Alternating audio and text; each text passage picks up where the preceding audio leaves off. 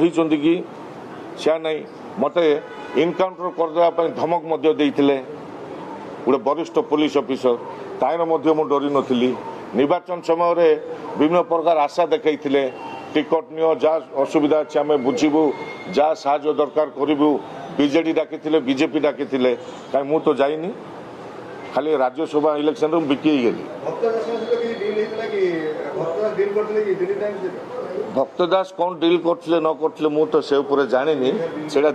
ଦିଲ୍ଲୀପ ରାୟଙ୍କୁ ପଚାର ସେ ନିଜେ କହିବେ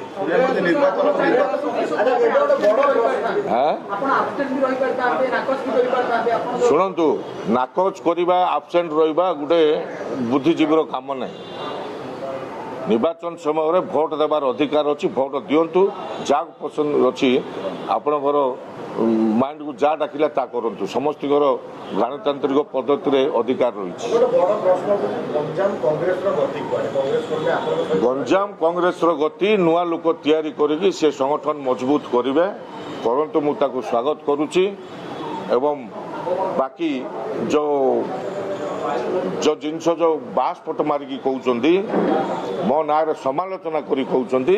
ତାକୁ ବନ୍ଦ କରନ୍ତୁ ଶୁଣନ୍ତୁ ମୁଁ ମୋ ନିଜ ସ୍ଥାନରେ ମୁଁ ତିଆରି ହେଇଛି କଂଗ୍ରେସ ଦଳ ମୋତେ ତିଆରି କରୁନି ଟିକଟ ନେଇକି ଲଢ଼ିବାର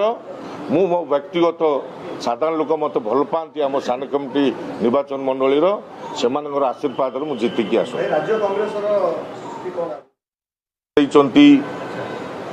କିନ୍ତୁ ବିଜେଡିର ଦୁଇଟା ଗୋଟେ ବିଧାୟକ ଗୋଟେ ବିଧାୟିକା ପ୍ରକୃତରେ ବିଜେଡିକୁ ଭୋଟ ଦେଇଛନ୍ତି ଯେଉଁ ଏଜେଣ୍ଟ ମାନେ ଥିଲେ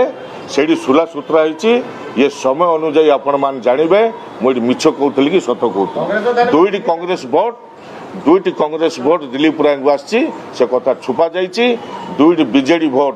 ବିଜେଡିକି ଯାଇଛି ତାକୁ ଉଲ୍ଟା କରାଯାଇଛି ନିଶ୍ଚୟ ଦୁଇ ଜଣ ନାଁ ମୁଁ କହିବିନି ଆପଣମାନେ ଖୋଳତାଳ କରନ୍ତୁ ସମୟ ଅନୁଯାୟୀ ଆପଣମାନେ ଜାଣିବେ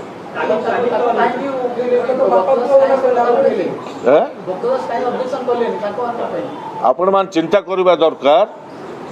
ଯେ ମୁଁ ଏଜେଣ୍ଟ ରହିବି ମୋ ପୁଅ ଆସିକି ଭୋଟ ଦେବ ମୁଁ କାହାକୁ ଦେଲି ମୁଁ କାହାକୁ